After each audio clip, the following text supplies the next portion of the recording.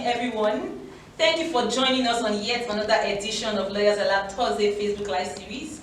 My name is Roselyn Ongenebrume. I'm the Director of Programs of Lawyers Alert Nigeria, and I'll be your host for today.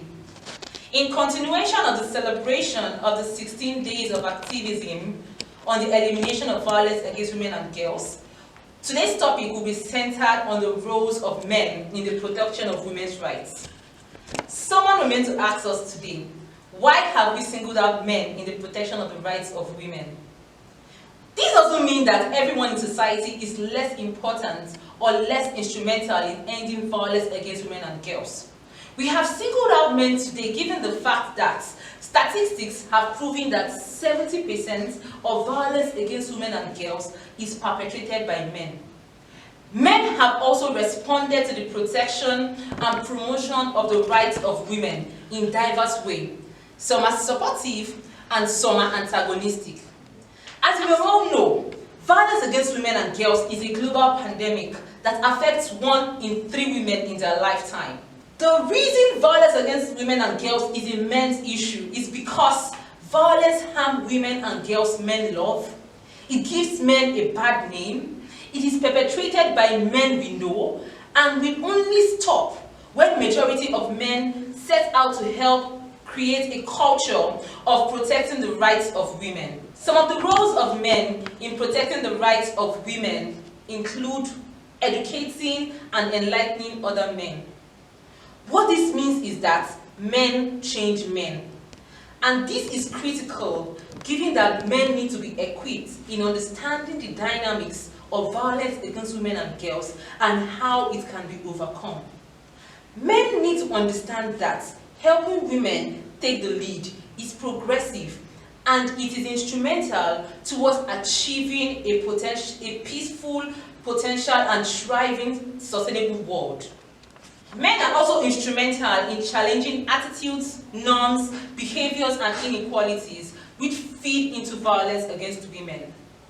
Men can be advocates for and champions in their workplaces. They could also participate in campaigns and networks and take other steps to build gender equal and gender just communities and society.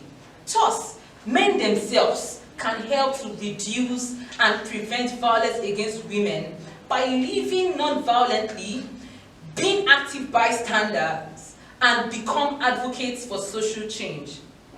Another role of men is the use of institutional powers to promote change. Involving men means that women do not have to make the change alone. Men are also instrumental to help report cases of violence against women and girls. Men, as it were today, stand at an advantaged position, and if they report a case of violence, it would be acted on swiftly and with more intensity. It is very safe to say that men who condone or ignore violence against women and girls are no better than men who are violent towards women. Another role of men is that of transforming power dynamics. The reason why most men fail to transform power dynamics is the fear that the empowerment of women and girls will mean them losing out. This, I can boldly say, is incorrect, as equality benefits both the man, the woman, and the society. Men could also aid the reduction of maternal mortality. If men welcome and promote the sexual and reproductive health and rights of women, this would in turn lead to a decline in the maternal mortality rate. A further reason to involve men in the prevention of men's violence against women concerns the positive effects of male inclusion and the detrimental effects of male exclusion. Given that women already interact with men on a daily basis in their households and public lives, involving men in building equitable gender relations can make interventions more relevant and workable and create a lasting change. Male inclusion increases men's responsibility for change, and they believe that they too will gain from gender equality, which can address many men's sense of anxiety and fear. Excluding men from work on violence and gender can provoke male hostility and retaliation. It can intensify gender inequalities and thus leave women with yet more work to do among men and patriarchal power relations.